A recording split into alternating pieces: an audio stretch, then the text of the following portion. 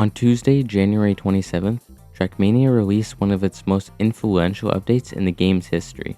Included in the update was 2 new weekly competitions, 1 new weekly campaign, as well as the announcement of multiple esports cups. But the big highlight of this update was the introduction, or rather reintroduction, of 4 new environments called Vistas.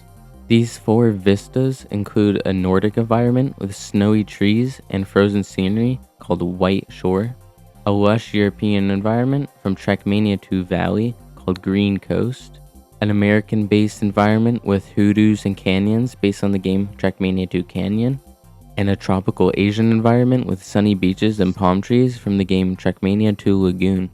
The introduction of these environments has caused a major change in how Trackmania maps are made, for the better and the worse, and changed the whole vibe of the game as a whole for mappers. This update is very important for Trackmania mappers because for as long as the game has existed, there have only been a few big changes in the Trackmania mapping scene, namely the introduction of the plastic and water surfaces, as well as the addition of the snow, rally, and desert expansions. But from a mapmaking standpoint, these updates all pale in comparison to the new Vistas update.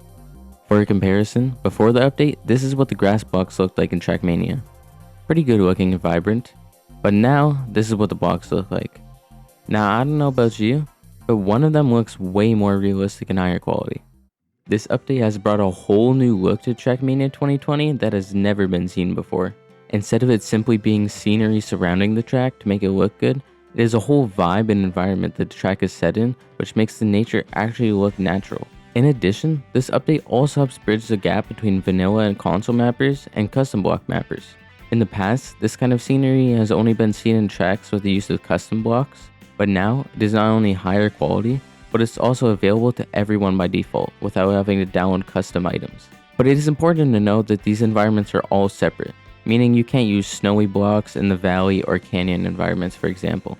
This also applies to the original stadium environment, as you can't use any of the new Vista blocks in this environment, except for a few from a new item set.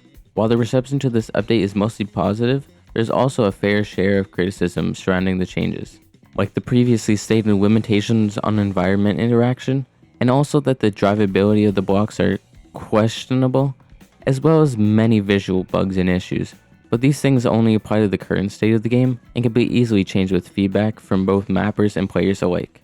The main point of this update was to set the groundwork for a new direction for Trackmania and allow for many new possibilities, so it's bound to receive a lot of criticism upon its introduction, but with time, people will adjust and adapt to the new changes. Now, what is the long-term meaning of this update for Trackmania? Well, it shows that Trackmania is moving in a direction away from purely arcade racing and instead branching off to allow for many more possibilities that were not previously possible.